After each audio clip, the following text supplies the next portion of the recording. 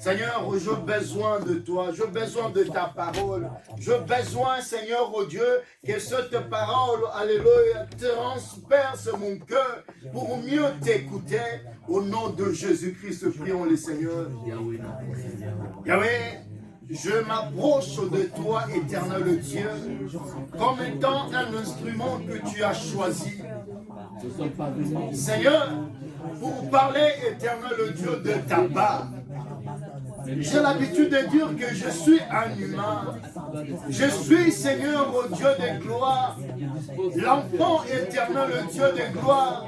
Il y avait d'une personne, d'une mère et d'un père, Jésus. S'il faut parler, éternel Dieu, je ne peux que parler de mes parents. Mais lorsqu'il s'agit de l'éternel, Yahweh, j'oublie tout, Yahweh. J'oublie mes parents, j'oublie ma famille, j'oublie, Yahweh, ma femme, j'oublie mes enfants, et je m'oublie moi-même, éternel Dieu, pour enfin parler de toi. Jésus, s'il te plaît, viens, Seigneur, que je sois un canal, éternel Dieu, de la bénédiction pour ton peuple. Parce que ta parole guérit, ta parole fortifie, ta parole bénit, éternel Dieu. Yahweh, s'il te plaît, restaure, éternel Dieu, de rayonne à nous pour nous faire comprendre que nous venons, Seigneur, oh Dieu, que pour toi et non pour les autres. Gloire à ton nom, éternel Dieu. Nous t'avions ainsi prié, alléluia, au nom de Jésus. Alléluia. Seigneur, touche le cœur de quelqu'un, Seigneur, au Dieu des gloires, dans cet avant-midi. Père, tu as envoyé ta parole. Yahweh, seule ta parole, éternel Dieu, a le pouvoir de guérir. Seule ta parole a le pouvoir de venir. Seule ta parole, éternel Dieu, a le pouvoir de transformer une personne. Yahweh, car ce que tu dis est oui et amen. Yahweh, en toi, Seigneur, il n'y a pas de changement. En toi, éternel Dieu de gloire, il n'y a pas la variation, Seigneur, oh Dieu. Car ta parole, Seigneur, est vraie et véritable. Que ta parole, Seigneur, prenne place dans nos cœurs. Que nous vivons ta parole tout au long de nos vies. Par ton nom, Jésus, nous t'avons ainsi prié. Merci, Seigneur Jésus-Christ. Merci, Seigneur Jésus-Christ. Amen. Amen. Est-ce que nous sommes dans la joie d'écouter l'Éternel? Amen. Est-ce que nous allons parler de la part de Dieu? Que la parole d'aujourd'hui ne soit pas non plus une parole de plus en toi, mais une parole révélée que l'Éternel veut te donner. Je bénis l'Éternel parce que nous continuons toujours sur notre thème où nous disons la place du Fils dans le royaume. C'est un thème qui est richement béni. Et nous serons aussi bénis si nous comprenons ce que l'Éternel est en train de nous dire. Lorsqu'un homme de Dieu se tient devant vous, ne regardez pas cet homme dans sa façon d'être, ne regardez pas cet homme dans sa façon de faire, ni dans sa façon de parler, mais regarde l'ainsi dit l'Éternel qui est en lui. Nous continuons. Et le dimanche d'aujourd'hui, Christ m'a mis à cœur de vous parler encore d'une chose nouvelle.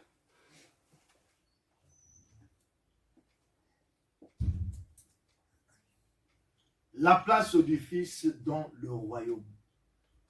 Nous savons tous que lorsqu'on parle du royaume, on parle du royaume. Mais on doit aussi comprendre les royaumes de Dieu. On nous parle, oui, ma place dans le royaume. Quelle sera ma place dans le royaume? Et quelle est ma place dans le royaume aujourd'hui? J'ai noté ceci en disant, dans la monarchie absolue de Dieu, seul Dieu gouverne avec un pouvoir incontroversé. C'est-à-dire, là où Dieu règne, dans le royaume de Dieu, dans sa monarchie absolue, c'est le Dieu a le pouvoir de tout. c'est le Dieu qui décide de surtout. C'est le Dieu qui peut dire des choses sans que cette chose-là soit contestée par quelqu'un d'autre. Parce que lorsqu'un homme parle, on peut aussi s'opposer au dire d'une personne. Lorsqu'une personne parle, on peut aussi contester ce que la personne a dit. Pourquoi? Parce que ça vient de lui. Mais lorsque l'Éternel parle maintenant en ce moment, on ne peut pas s'opposer à l'ainsi dit l'Éternel parce que la parole de Dieu est oui et amen.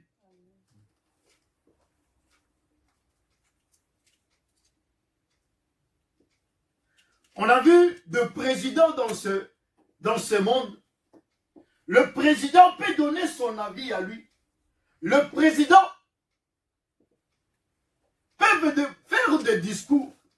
Mais ses opposants à lui peuvent dire aussi les contraires de ce que le président dit. Pourquoi? Parce que le président, il n'a pas ce que je peux dire le pouvoir absolu. La seule personne qui a le pouvoir absolu, il s'appelle Dieu. La seule personne qui a le pouvoir absolu, c'est celui qui nous a créés, c'est celui qui nous a mis dans ce monde. C'est pourquoi lorsqu'il dit des choses, les choses s'accomplissent pour nous faire voir et que c'est le Dieu qui peut décider sur la vie d'une personne. C'est le Dieu qui peut décider dans la vie d'une nation. C'est le Dieu qui a le pouvoir de décider dans la vie d'un royaume. Amen. Amen. Et donc, on doit aussi comprendre ceci.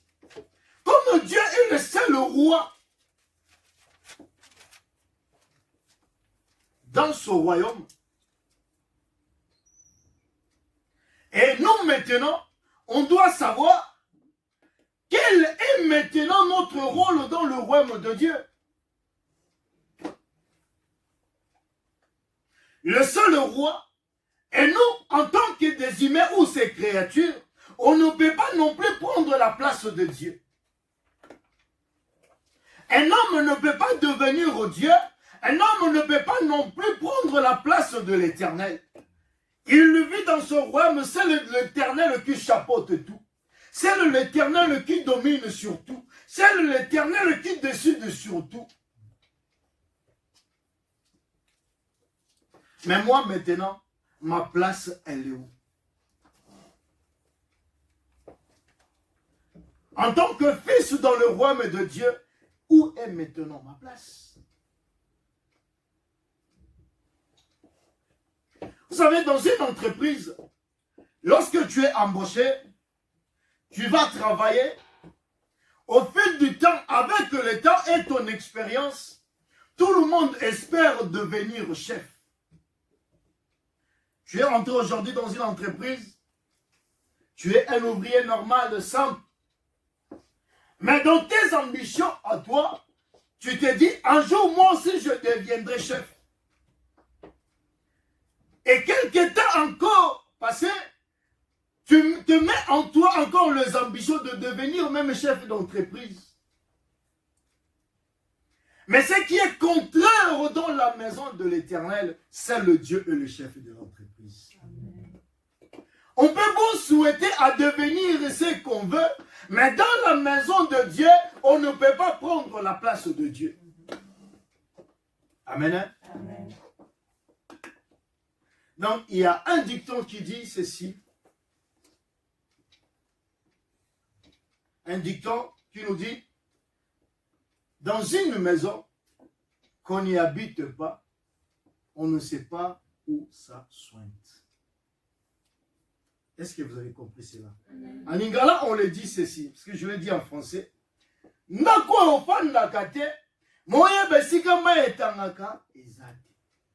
Ça veut dire, dans une maison où tu n'habites pas, tu ne peux pas connaître où est le défaut de cette maison. Pourquoi? Parce que tu n'y habites pas. C'est pareil aussi. Comment est-ce que nous, on peut prétendre avoir une place dans le royaume de Dieu, alors que nous, on ne connaît pas comment est-ce que Dieu vit?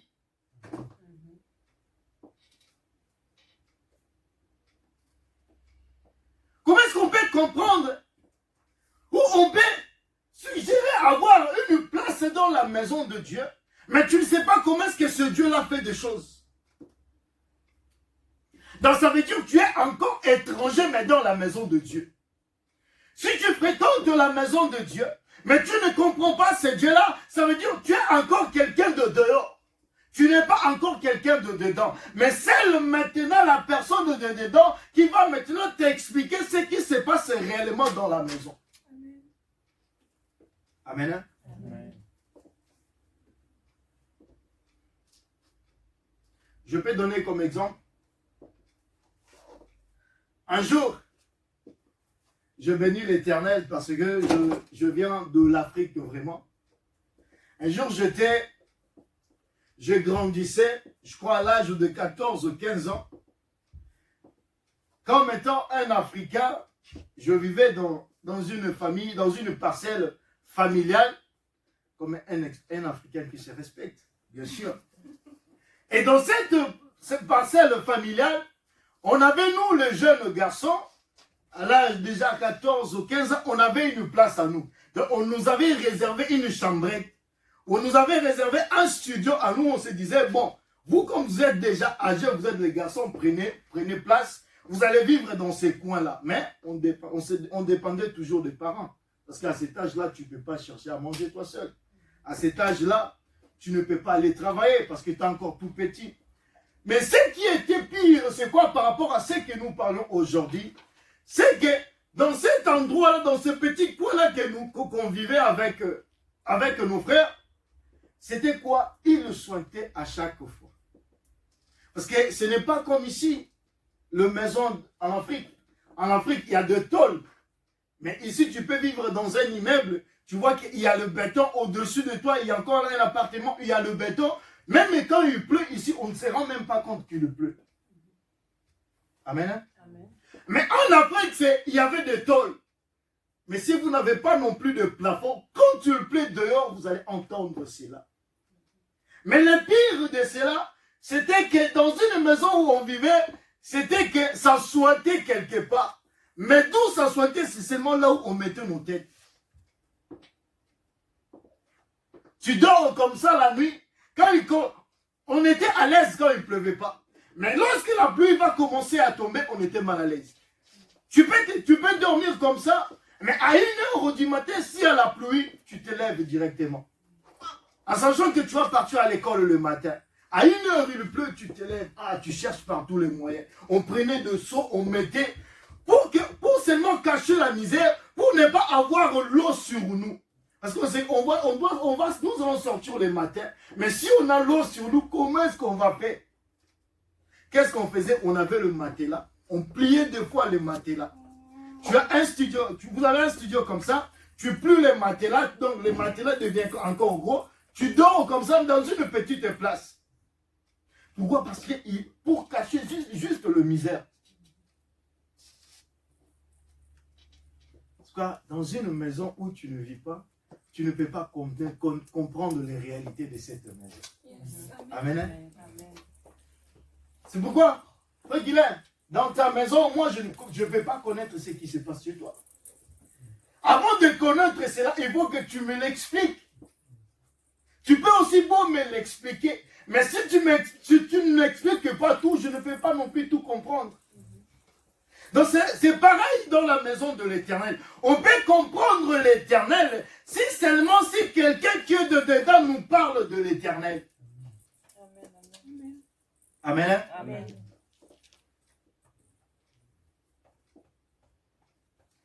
Et donc, pour mieux parler de Dieu, il faut quelqu'un qui connaît mieux Dieu. Lisons la parole de Dieu. Dans Jean chapitre 14, le verset 6. Jean chapitre 14.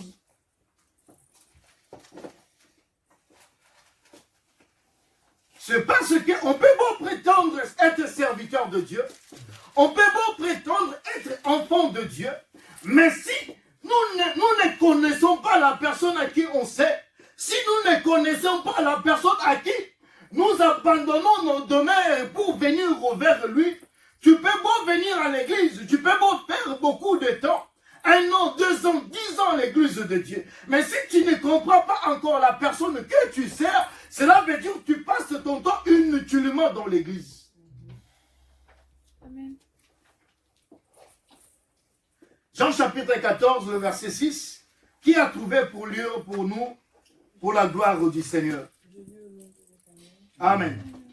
Jésus lui dit, je suis le chemin, la vérité et la vie.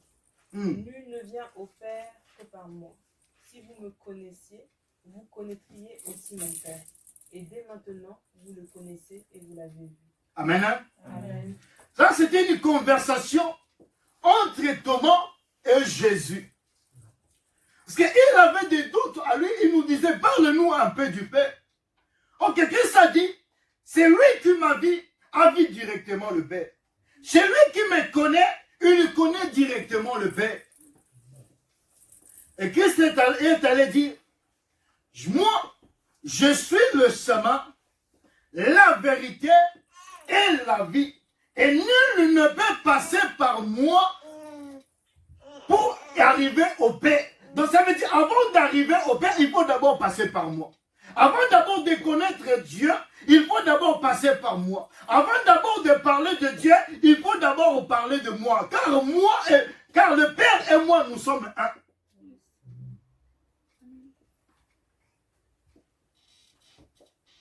Donc cela veut dire que nous aussi, en tant qu'enfants de Dieu, avant de parler de quoi que ce soit, on doit mettre dans notre tête et que lorsque nous suivons le chemin du Christ, c'est le Christ qui est le chemin, la vérité et la vie. Si on veut avoir des choses auprès de l'Éternel, on doit d'abord invoquer Dieu, invoquer Christ. Pourquoi? C'est parce que Christ qui connaît le chemin du Père, qui connaît la vérité ou la réalité qui se passe dans le royaume du Père. Amen. Amen.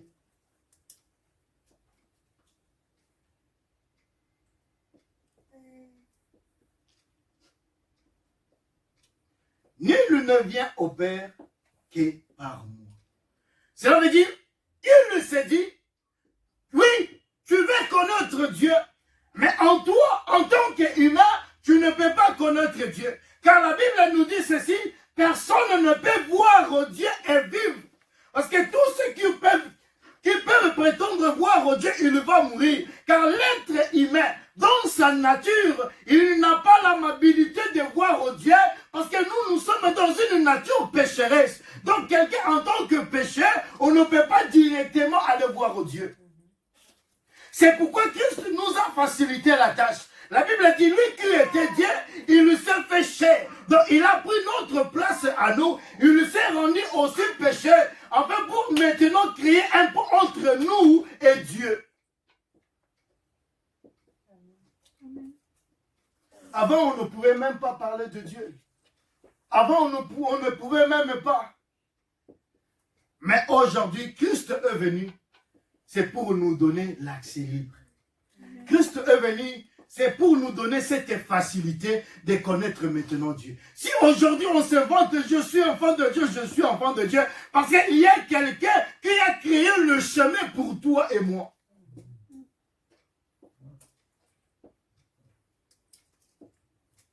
Amen. Amen. Et donc pour nous dire aussi, avant de connaître sa place ou son rôle dans le royaume de Dieu, on doit d'abord fixer nos yeux vers Christ. Pourquoi? Parce que Christ est le prototype idéal de tout qui prétend être serviteur de Dieu ou enfant de Dieu. C'est l'exemple typique pour nous, pour comprendre maintenant qui est réellement Dieu. Celui qui m'a vu a vu le Père.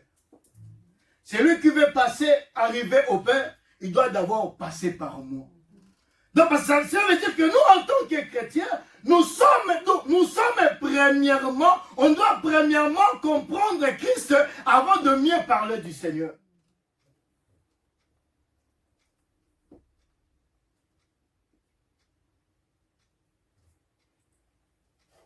Paul a dit, soyez mes imitateurs. Paul a dit, soyez mes imitateurs comme moi je le suis du Christ. Et pourquoi je vous dis ces choses? Car Christ, c'est le chemin de nos vies. en Christ, on doit toujours se baser à cette personne-là parce que lui, il connaît le chemin. Lui seul qui peut nous amener à l'endroit approprié où l'Éternel a réservé pour nous. Je vous dis ces choses, c'est parce que au jour d'aujourd'hui, il y a eu beaucoup d'autoproclamés qui se disent serviteurs de Dieu, qui se disent enfants de Dieu. Or, en réalité, ils ne le sont pas. Et la Bible les appelle les loups ravisseurs. Les gens qui viennent au nom de Jésus, mais en réalité, ils ne le sont pas.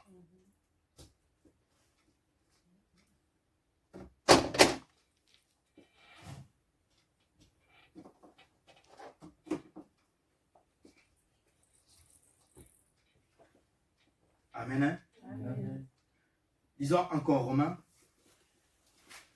Romains chapitre 10.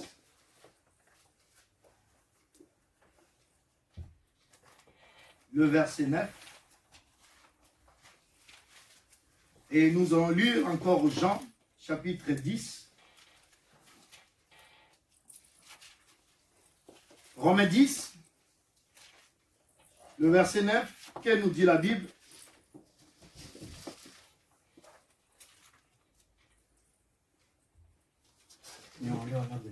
Amen. Si tu confessais de ta bouche le Seigneur Jésus et si tu crois dans ton cœur que Dieu l'a ressuscité des morts, tu seras sauvé. Amen. Amen. Lisons Jean chapitre 10, le verset 12 au verset 13. Jean chapitre 10, verset 12 à 13, je dis Seigneur. Amen. Celui qui n'est pas le berger, qui n'est pas le propriétaire des brebis, mais que l'on paye pour les garder, se sauvera dès qu'il verra venir le loup et abandonnera les brebis alors que le loup se précipite vers elles.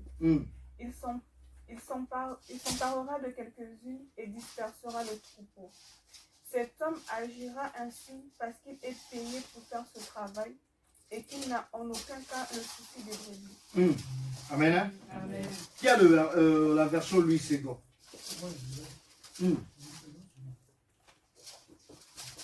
Dans Jean 10. Oui, 12 à 13. Le simple salarié, quant à lui, n'est pas le berger, et les brebis ne lui appartiennent pas. Lorsqu'il voit venir les loups, ils abandonnent les brebis et prennent la fuite. Alors le loup s'en empare et les disperse. Le simple salarié s'enfuit, car il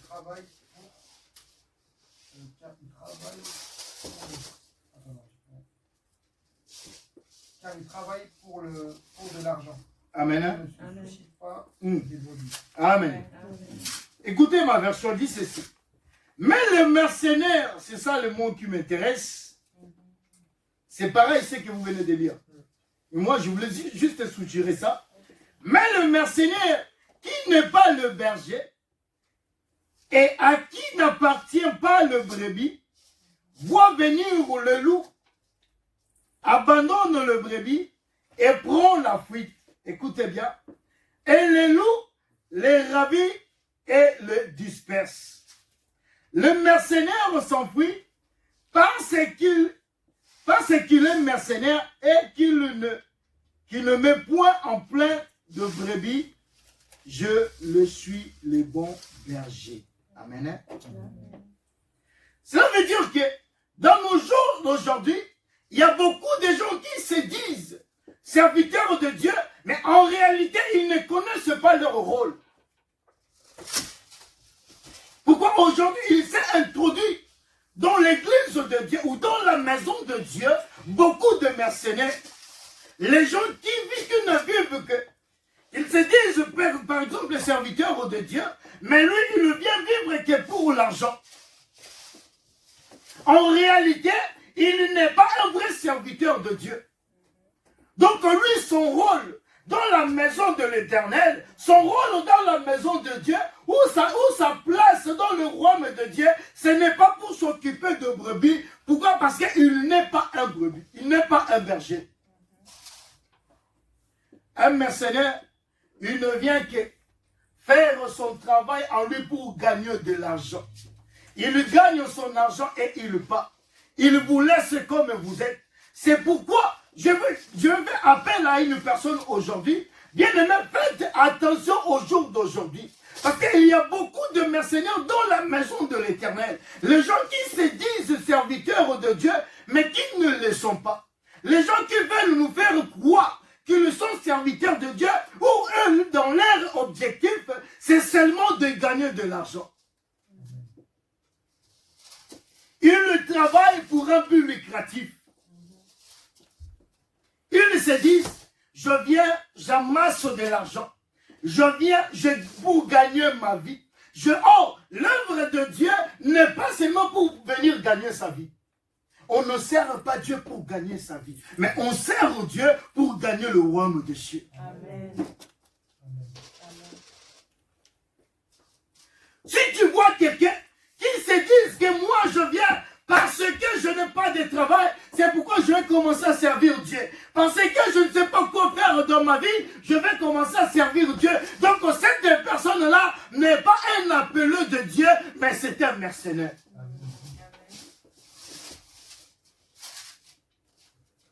Et je fais appel à vous, bien-aimés, d'être vigilants au jour d'aujourd'hui. Mais soyez aux aguets. Parce que dans le temps où nous sommes venus, dans le temps où nous sommes arrivés, la Bible dit, il y aura beaucoup de séducteurs. Beaucoup de gens viendront que pour séduire les enfants de Dieu. Beaucoup de gens viendront que pour essayer d'abuser des enfants de Dieu.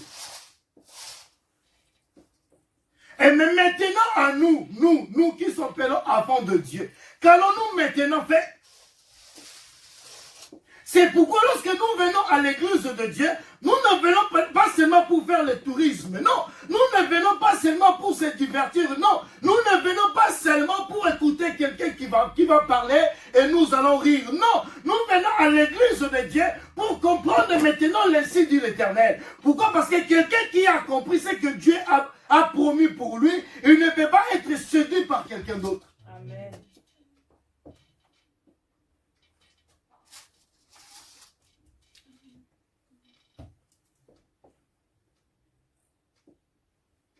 Mais avant tout ça, il faut d'abord s'abandonner entre les mains de l'Éternel.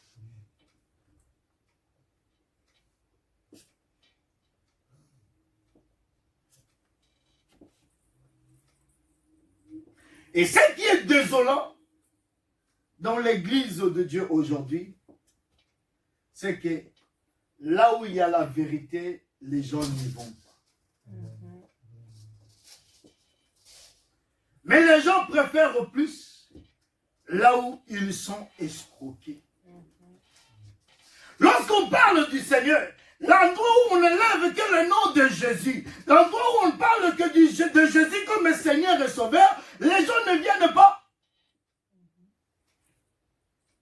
Mais les gens préfèrent beaucoup plus y aller là où on va te dire que tu seras béni, là où on va te dire que tu seras ceci, tu seras la tête et non la queue. Mais je me demande de quelle tête il s'agit.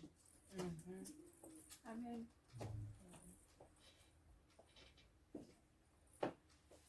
Oh, lorsque nous venons dans l'église de Dieu, on ne vient pas seulement pour chercher nos propres vies, pour chercher la réussite de nos vies. Non, on ne vient pas pour cela, mais nous venons pour Christ.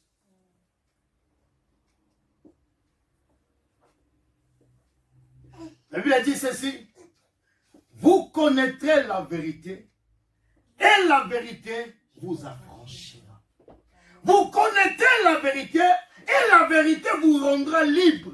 Bien, mais pour nous dire, nous revenons encore dans Jean 14, où Christ est en train de dire que je suis le chemin, la vie et la vérité. Donc ça veut dire, si tu connais Christ comme ton maître, comme ton sauveur, bien aimé, tu seras affranchi dans toute ta vie. Amen.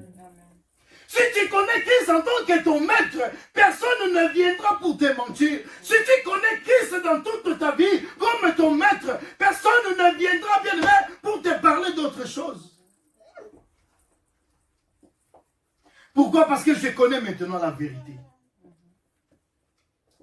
Et moi, ma mission aujourd'hui, ou ma place aujourd'hui, c'est pour vous ramener à connaître encore la vérité. C'est pour vous ramener à vous dire que c'est le Dieu qui est notre vérité. Dans la vie, on peut vivre dans notre vie, mais si on ne place pas Dieu au centre de toutes les choses, on ne vivra jamais la vérité dans nos vies. Il a porté garant en nous disant, je suis le chemin, la vérité et la vie. Donc si tu veux vivre, il faut d'abord suivre l'Éternel. Et en suivant Christ, c'est en ce moment-là que tu connaîtras la vérité. Une personne qui connaît la vérité, c'est une personne qui vit réellement.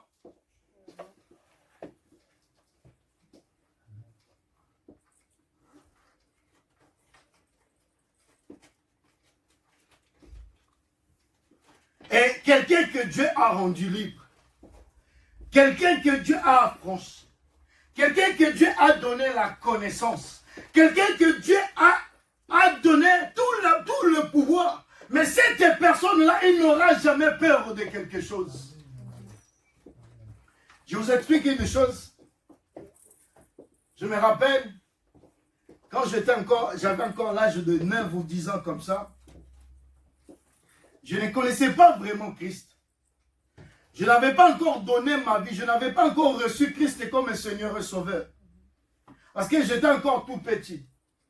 Mais je suivais le chemin de Christ. J'allais à l'église comme tout le monde. Je fréquentais l'église comme tout le monde. Mais il y a quelque chose qui s'est passé à ce temps-là. Je dormais la nuit. Et en dormant la nuit, je me suis réveillé pour aller m'uriner. Comme on était nombreux, on était dormis au salon. En se réveillant, j'ai vu la tête d'un vieux là où on dormait. Mais c'était une chose normale qui devrait m'effrayer. Pour nous dire, à cette époque-là, on nous parlait de la sorcellerie. On nous parlait des choses bizarres. Que non, la sorcellerie existe. Dans ces coins-là, vous n'avez pas entendu quelqu'un est mort parce qu'on a sorcelé. On a bouffé celui-là. Je me levais. Je voyais la tête d'une personne. Et pourtant, je ne priais pas encore comme aujourd'hui. Et pourtant, je ne connaissais pas Dieu comme aujourd'hui. Avec toute tranquillité, je me suis levé, je regardais sur la tête d'une personne, je suis parti. Je fais mes besoins. En revenant, cette tête était toujours là. Je me suis endormi à côté. Et le matin, je me réveille comme ça, il n'y avait plus rien. Et je relatais l'histoire aux grands du quartier. Ils m'ont dit, mais qu'est-ce que tu as fait? Mais comment est-ce que ces choses t'arrivent? Mais comment est-ce qu'il s'est posé des questions? À la place où moi, qui a vu cette tête de se poser des questions, mais c'était maintenant les autres qui se posaient des questions. Mais comment ça s'est passé? Comment ça t'est arrivé? Comment? Je ne sais pas. Pourquoi? Parce qu'à moi, je me disais, comme Christ est à moi, certes, je ne l'ai pas encore reçu, mais je fréquente l'église, je vais à l'église, on me parle de la foi, je vais à l'église, on me dit que Dieu surpasse tout. Je vais à l'église, on me dit que Christ est au-dessus de toutes les choses. Donc moi, je n'aurai peur de rien du tout. Dans ma vie, ce que je vais vivre, c'est pour ne pas avoir peur. Parce que lorsque tu développes Christ en toi, bien-aimé, tu n'auras peur de rien. Car la Bible dit, voici, je vous ai donné le pouvoir de marcher sur le scorpion et les serpents. Et sur toute puissance de l'ennemi, écoutez bien, et rien ne vous fera nuire. Amen. tu as Christ en toi, il n'y a rien du tout qui peut te nuire. Il n'y a aucune chose qui peut nuire à ta vie. Pourquoi? Parce que Christ est en toi.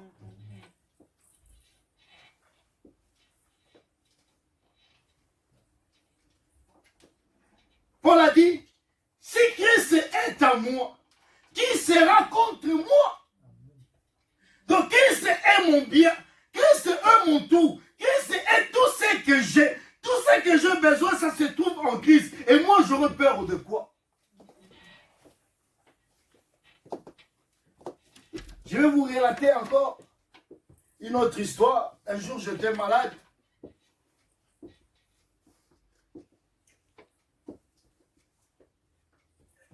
J'avais reçu une visite.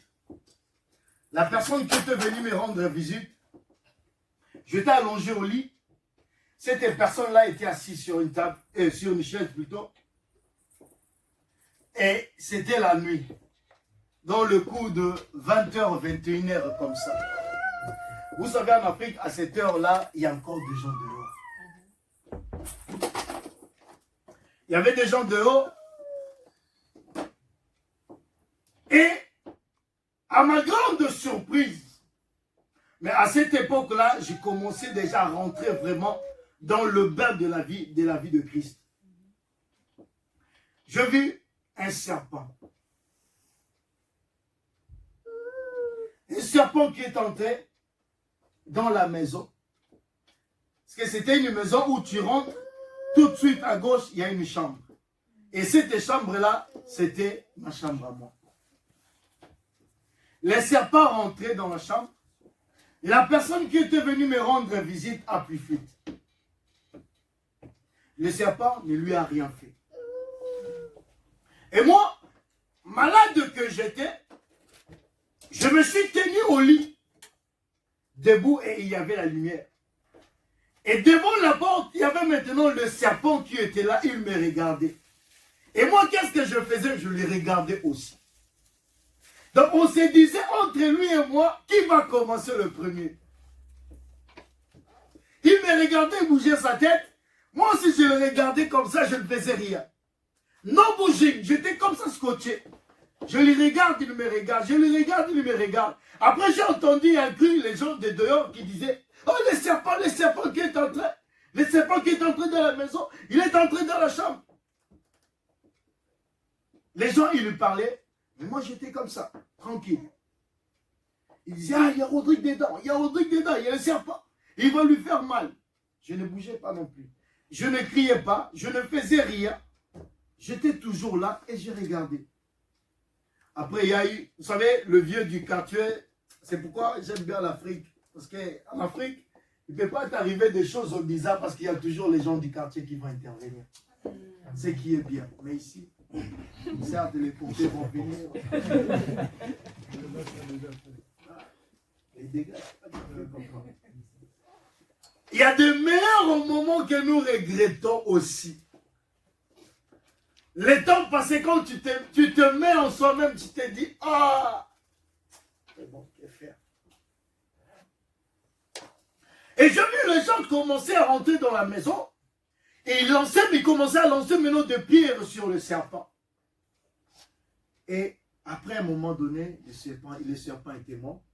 Les gens sont venus me rendre visite en me disant, qu'est-ce qui t'est arrivé? Toujours la même question. T'as fait quoi? Qu'est-ce que moi je fais? Premièrement, je suis malade. Deuxièmement, je suis allongé au lit. Qu'est-ce que j'ai encore fait? Tu ne te paniques pas. Il n'y a rien qui t'arrive. Il n'y a rien qui t'est arrivé. Il ne t'a rien fait. Mais je suis là, tranquille, il ne m'a rien fait. Donc, je ne sais quoi dire. Et à cette époque-là, il régnait une affaire qu'on disait, il y avait un journal de chez nous, on appelait Lingala Facile. Moi, j'avais peur que je sois passé par le média pour être interviewé. Je ne voulais pas de ça. Sinon, autrement, les gens allaient parler là-bas. Donc, cette histoire était répandue dans toute la commune. Et là-bas, les gens qui venaient, ils faisaient des fois 10, 15 kilomètres. Ils venaient seulement voir, pour voir seulement qu'est-ce qu'est-ce qui s'est passé réellement? Heureusement, il n'y avait pas de téléphone comme aujourd'hui. Heureusement, il n'y avait pas de snap. Sinon, on allait me snapper pour me mettre, je ne sais pas, dans les réseaux sociaux. Et heureusement, il n'y a pas de Facebook. Heureusement, il n'y a pas de YouTube. Sinon, ça allait rester avec des commentaires. Lui, ça arrive seulement chez lui parce qu'il est ça, il est ça, il est ça. Mais moi, je me disais à moi, Dieu, je ne repère de rien. Excusez-moi. Pour nous dire quoi? Si tu mets Christ en toi, comme ton tout, tu mets Christ en toi, bien, mais tu n'auras peur de rien.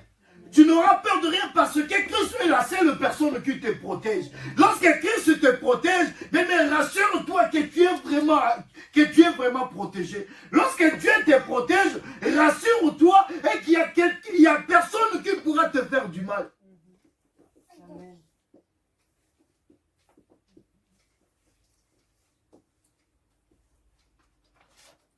Si l'Éternel vous a franchi, vous êtes réellement libre. Si l'Éternel vous a franchi, personne ne mettra sa main sur vous. Si l'Éternel vous a franchi, personne, bien aimé, je vous dis personne. Vous savez, le mal, c'est quoi? Le mal est à nous, les chrétiens. On vient devant Dieu, mais lorsque quelqu'un nous vient de nous parler d'autre chose, on se met directement à avoir peur. Tu pries Dieu, mais lorsque quelqu'un te parle du mal, tu commences à avoir peur.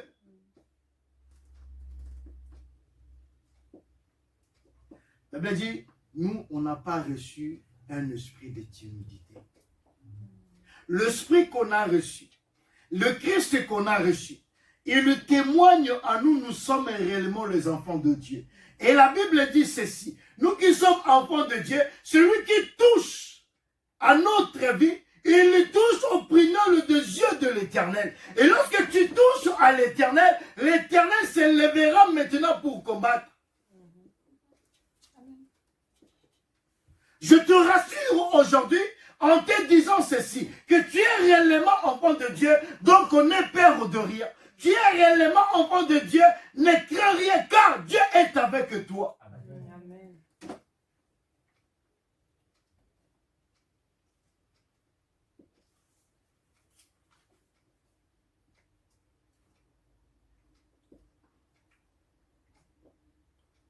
Pourquoi aurons-nous peur?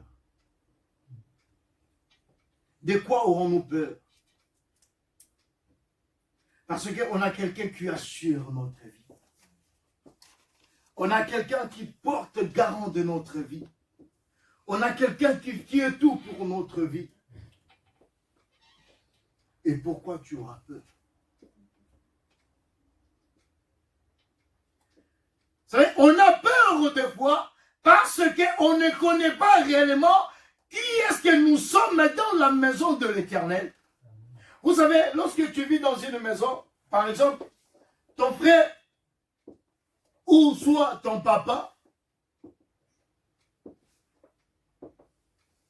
un enfant qui vit dans une maison, il sait qu'il se met dans sa tête que mon père, il peut tout.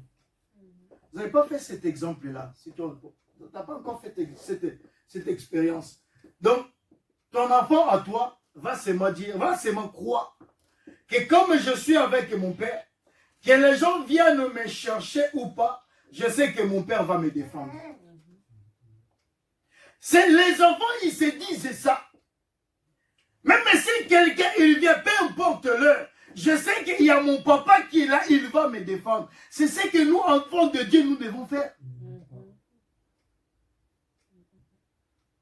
Parce que je dis, moi, je n'ai pas de la force. Mais je sais que mon père, qui m'a mis au monde, il peut tout pour moi. Mon père, il ne me laissera pas comme ça, mais il finira toujours par me défendre. Parce qu'un vrai papa qui aime son enfant, une vraie maman qui aime son enfant, il ne m'ira pas voir, ou elle ne m'ira pas voir son enfant en train de galérer, son enfant en train de souffrir. C'est ce que fait Dieu dans nos vies.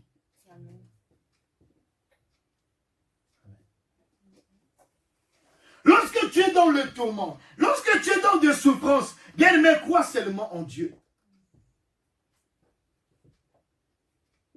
Lorsqu'il y a un ça ne va pas, regarde seulement à Dieu. Même dans des moments difficiles, même si tu es dans des difficultés, crois seulement en Dieu. La Bible dit, il est tout pour nous. Dieu a tout mis sous ses pieds. Et mais lui, qu'est-ce qu'il va faire de ça? Rien. Il va seulement te le donner à toi. Mais la première des choses, c'est d'abord de savoir qui suis-je réellement dans la maison de Dieu. À tous ceux qui l'ont reçu, il leur a donné le pouvoir de devenir enfants de Dieu. Dieu, c'est un parent qui n'est pas irresponsable. Dieu, c'est un parent qui prend toujours ses responsabilités. Dieu, c'est un parent qui est toujours là. Jour et nuit, il est toujours là. C'est pourquoi moi, ça m'étonne de voir les gens qui se disent, je suis chrétien, mais dormir seul à la maison, tu n'arrives pas. Je suis chrétien, mais faire ça, quand il n'y a plus d'électricité, je n'arrive pas. Moi, je peur. Mais tu as peur de quoi?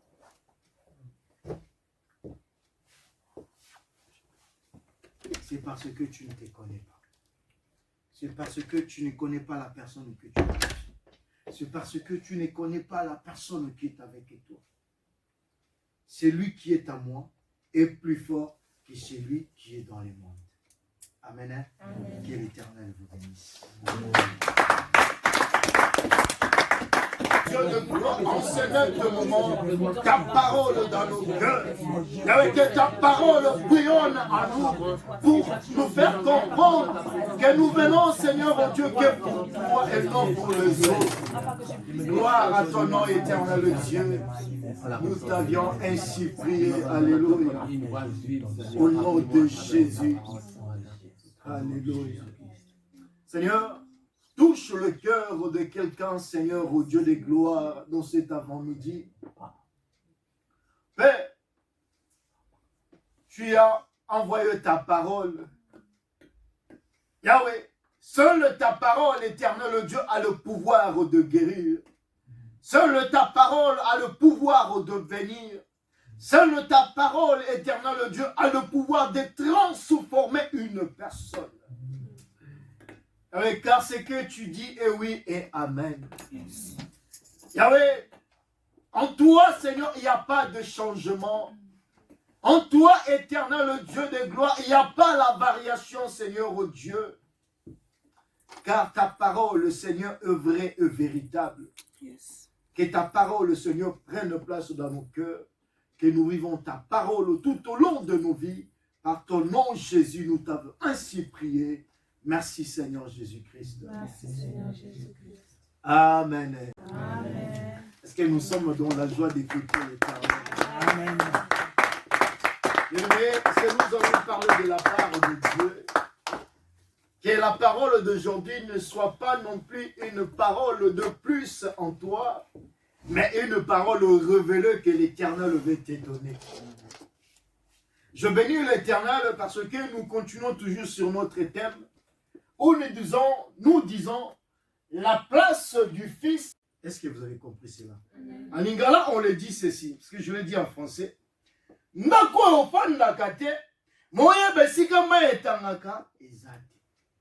Ça veut dire dans une maison où tu n'habites pas, tu ne peux pas connaître où est le défaut de cette maison.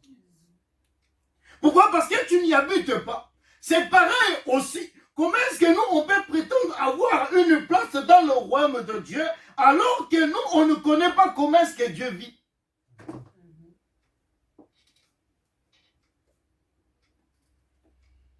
Comment est-ce qu'on peut comprendre où on peut suggérer avoir une place dans la maison de Dieu, mais tu ne sais pas comment est-ce que ce Dieu-là fait des choses?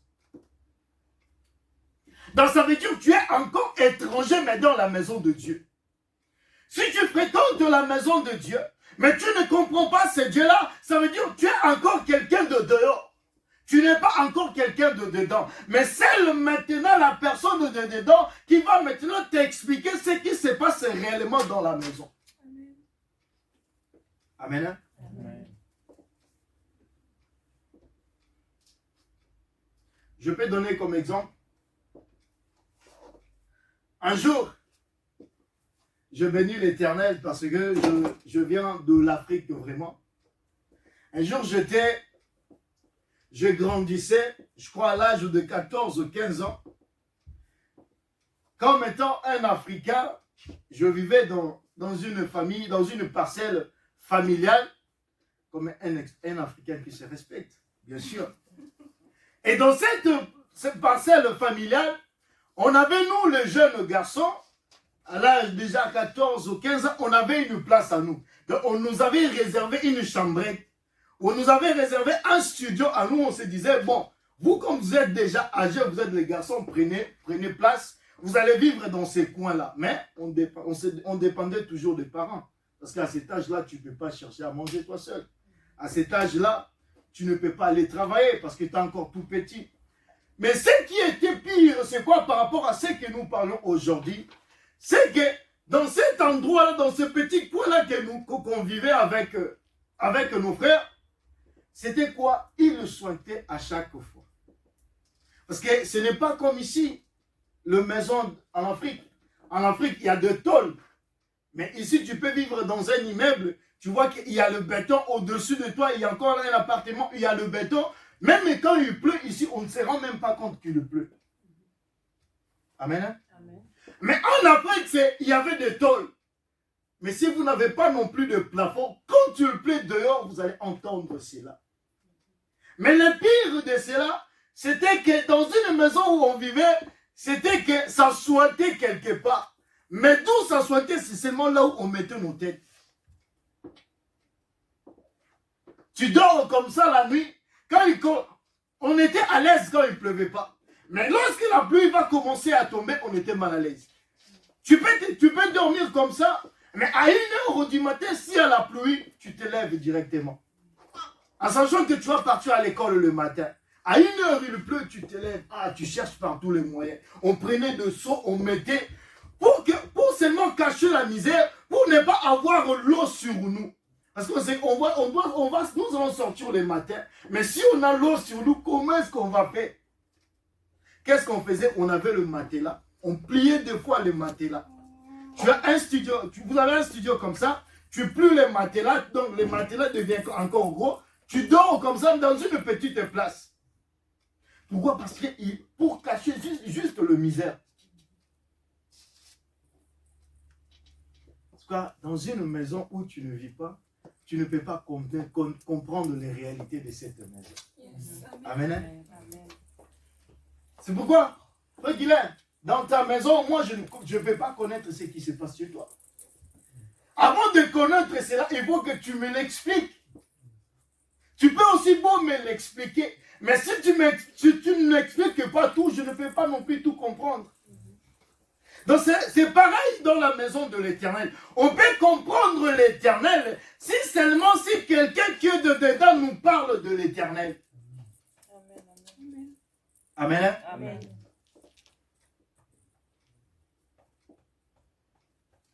Et donc, pour mieux parler de Dieu, il faut quelqu'un qui connaît mieux Dieu. Lisons la parole de Dieu. Dans Jean chapitre 14, le verset 6. Jean chapitre 14.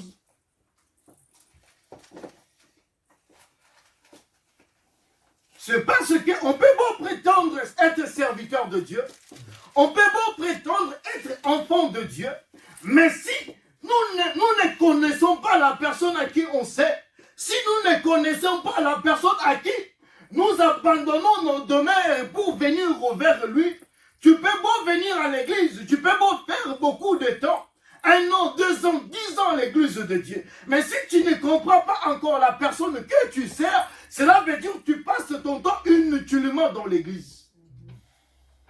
Amen. Jean chapitre 14, le verset 6. Qui a trouvé pour lire pour nous, pour la gloire du Seigneur? Amen. Jésus lui dit, je suis le chemin, la vérité et la vie. Nul ne vient au Père que par moi. Si vous me connaissiez, vous connaîtriez aussi mon Père. Et dès maintenant, vous le connaissez et vous l'avez vu.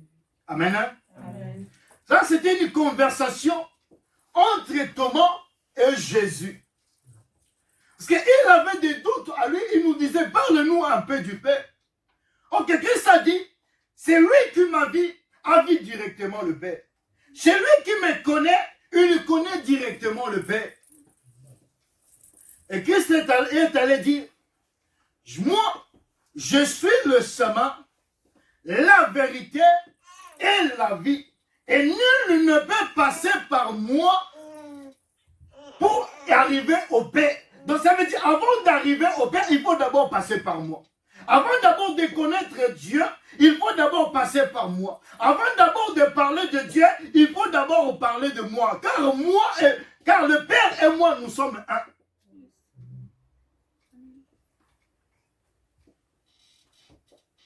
Donc cela veut dire que nous aussi, en tant qu'enfants de Dieu, avant de parler de quoi que ce soit, on doit mettre dans notre tête et que lorsque nous suivons le chemin du Christ, c'est le Christ qui est le chemin, la vérité et la vie. Si on veut avoir des choses auprès de l'Éternel, on doit d'abord invoquer Dieu, invoquer Christ. Pourquoi? C'est parce que Christ qui connaît le chemin du Père, qui connaît la vérité ou la réalité qui se passe dans le royaume du Père. Amen. Amen.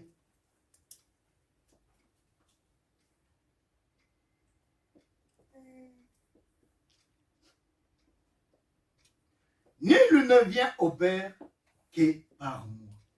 Cela veut dire, il s'est dit, oui, tu veux connaître Dieu, mais en toi, en tant qu'humain, tu ne peux pas connaître Dieu. Car la Bible nous dit ceci, personne ne peut voir Dieu et vivre.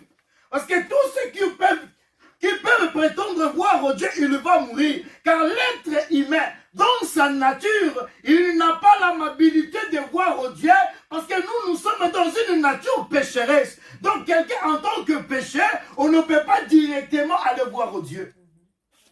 C'est pourquoi Christ nous a facilité la tâche. La Bible dit, lui qui était Dieu, il s'est fait chair. Donc il a pris notre place à nous. Il s'est rendu aussi pécheur, afin pour maintenant créer un pont entre nous et Dieu.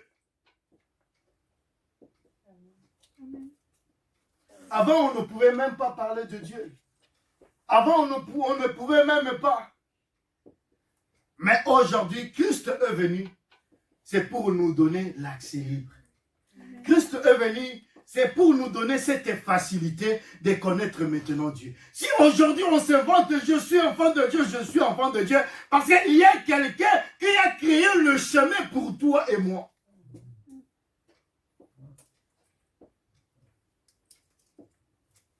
Amen. Hein? Amen. Et donc pour nous dire aussi, avant de connaître sa place ou son rôle dans le royaume de Dieu, on doit d'abord fixer nos yeux vers Christ. Pourquoi? Parce que Christ est le prototype idéal de tout qui prétend être serviteur de Dieu ou enfant de Dieu. C'est l'exemple typique pour nous, pour comprendre maintenant qui est réellement Dieu.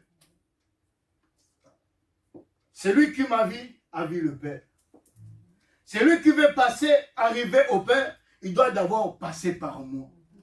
Donc ça veut dire que nous, en tant que chrétiens, nous sommes premièrement, on doit premièrement comprendre Christ avant de mieux parler du Seigneur.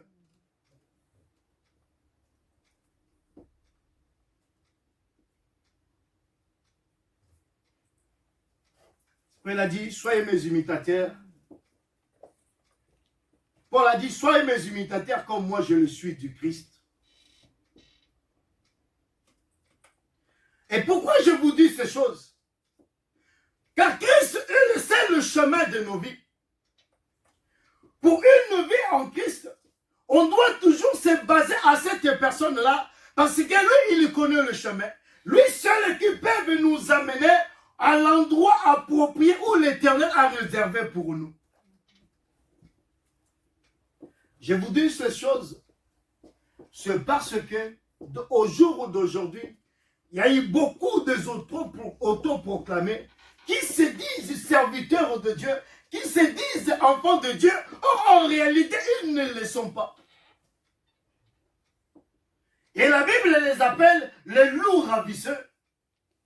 Les gens qui viennent au nom de Jésus, mais en réalité, ils ne le sont pas.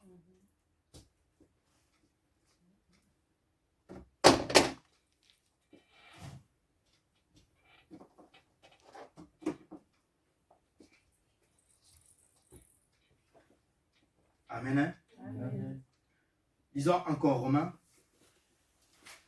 Romains chapitre 10.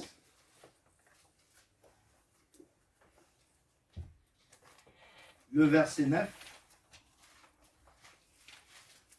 Et nous allons lire encore Jean chapitre 10. Romains 10. Le verset 9. Que nous dit la Bible?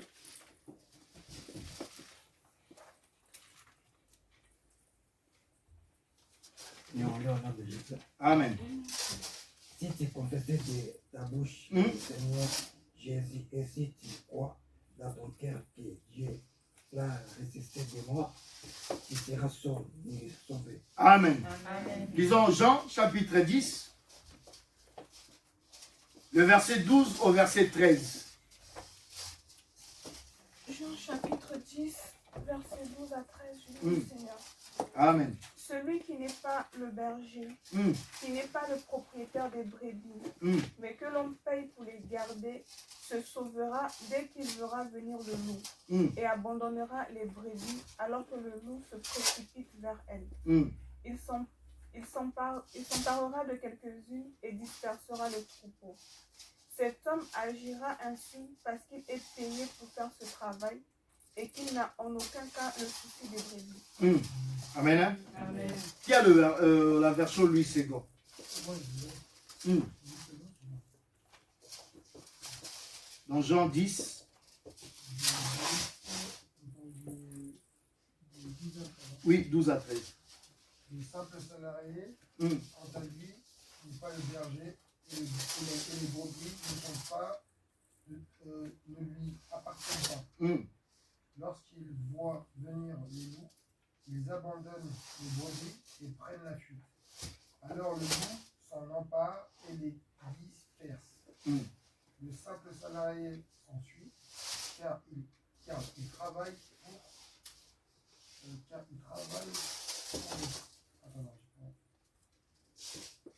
il travaille pour de l'argent.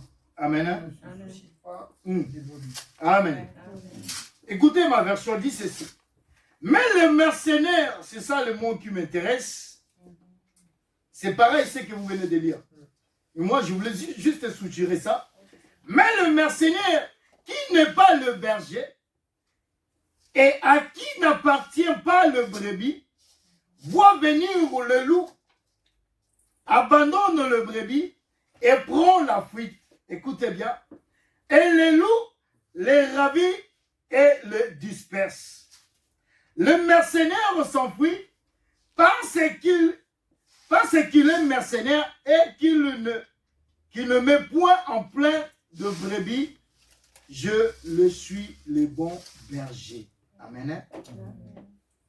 Cela veut dire que dans nos jours d'aujourd'hui, il y a beaucoup de gens qui se disent serviteurs de Dieu, mais en réalité, ils ne connaissent pas leur rôle.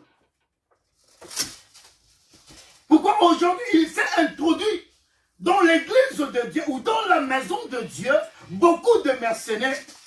Les gens qui ne vivent que, ils se disent par exemple serviteurs de Dieu, mais lui, il ne vient vivre que pour l'argent. En réalité, il n'est pas un vrai serviteur de Dieu. Donc lui, son rôle dans la maison de l'Éternel, son rôle dans la maison de Dieu, ou sa place dans le royaume de Dieu, ce n'est pas pour s'occuper de brebis. Pourquoi? Parce qu'il n'est pas un brebis, il n'est pas un berger. Un mercenaire, il ne vient que faire son travail en lui pour gagner de l'argent. Il gagne son argent et il part. Il vous laisse comme vous êtes. C'est pourquoi je vais appeler à une personne aujourd'hui. Bien aimé, faites attention au jour d'aujourd'hui. Parce qu'il y a beaucoup de mercenaires dans la maison de l'Éternel. Les gens qui se disent serviteurs de Dieu, mais qui ne le sont pas. Les gens qui veulent nous faire croire qu'ils sont serviteurs de Dieu, ou eux, dans leur objectif, c'est seulement de gagner de l'argent. Ils travaillent pour un but lucratif. Ils se disent, je viens, j'amasse de l'argent. Je viens, pour gagner ma vie. L'œuvre de Dieu n'est pas seulement pour venir gagner sa vie. On ne sert pas Dieu pour gagner sa vie, mais on sert Dieu pour gagner le royaume de Dieu. Amen. Si tu vois quelqu'un qui se dit que moi je viens parce que je n'ai pas de travail, c'est pourquoi je vais commencer à servir Dieu. Parce que je ne sais pas quoi faire dans ma vie, je vais commencer à servir Dieu. Donc cette personne-là n'est pas un appelé de Dieu, mais c'est un mercenaire.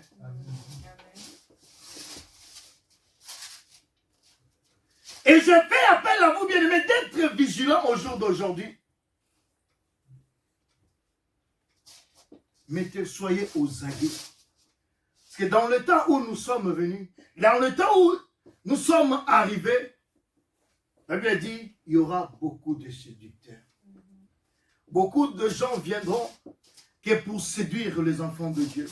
Beaucoup de gens viendront que pour essayer d'abuser des enfants de Dieu. Et mais maintenant à nous qui sommes enfants de Dieu, qu'allons-nous maintenant faire?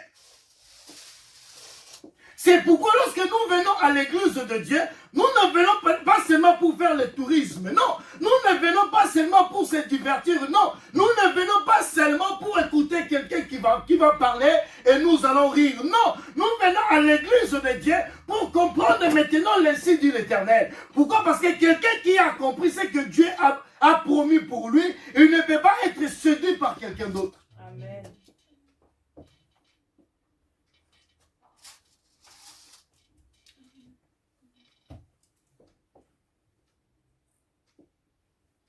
Mais avant tout ça, il faut d'abord s'abandonner entre les mains de l'Éternel.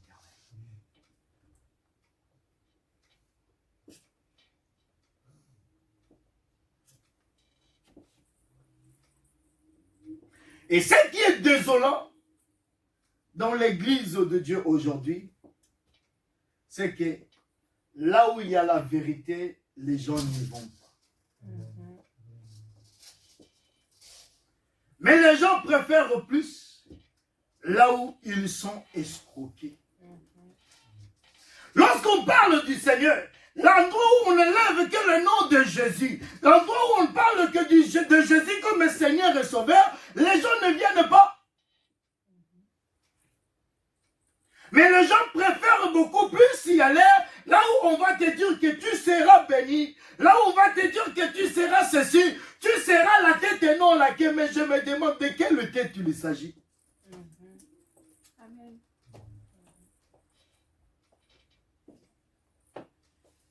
Oh, lorsque nous venons dans l'église de Dieu, on ne vient pas seulement pour chercher nos propres vies, pour chercher la réussite de nos vies. Non, on ne vient pas pour cela, mais nous venons pour Christ.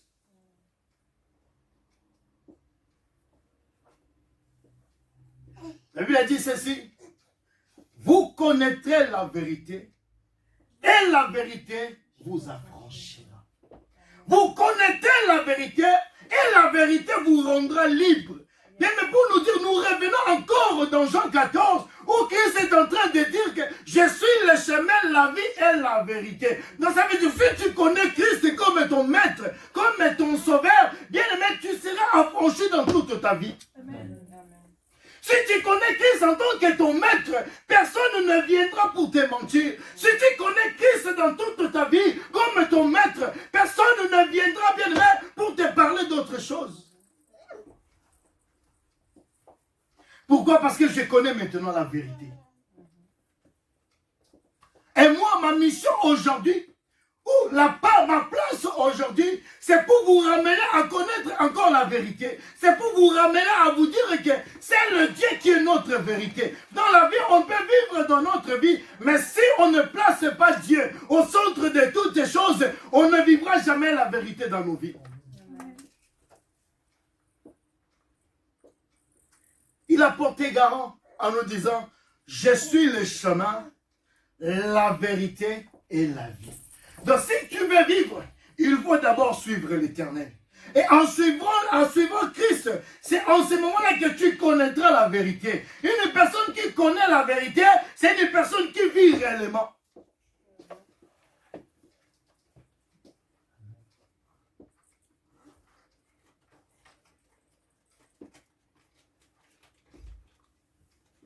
Et quelqu'un que Dieu a rendu libre, quelqu'un que Dieu a affranchi, quelqu'un que Dieu a donné la connaissance, quelqu'un que Dieu a donné tout le pouvoir. Mais cette personne-là, il n'aura jamais peur de quelque chose. Je vous explique une chose. Je me rappelle, quand j'avais encore l'âge de 9 ou 10 ans comme ça, je ne connaissais pas vraiment Christ. Je n'avais pas encore donné ma vie. Je n'avais pas encore reçu Christ comme Seigneur et Sauveur. Parce que j'étais encore tout petit. Mais je suivais le chemin de Christ. J'allais à l'église comme tout le monde. Je fréquentais l'église comme tout le monde. Mais il y a quelque chose qui s'est passé à ce temps-là. Je dormais la nuit. Et en dormant la nuit, je me suis réveillé pour aller m'uriner. Comme on était nombreux, on était dormis au salon. En se réveillant, j'ai vu la tête d'un vieux là où on dormait. Mais c'était une chose normale qui devrait m'effrayer. Pour nous dire, à cette époque-là, on nous parlait de la sorcellerie. On nous parlait des choses bizarres. Et non, la sorcellerie existe. Dans ces coins-là, vous n'avez pas entendu quelqu'un est mort parce qu'on a sorcelé. On a bouffé celui-là. Je me levais. Je voyais la tête d'une personne. Et pourtant, je ne priais pas encore comme aujourd'hui. Et pourtant, je ne connaissais pas Dieu comme aujourd'hui. Avec toute tranquillité,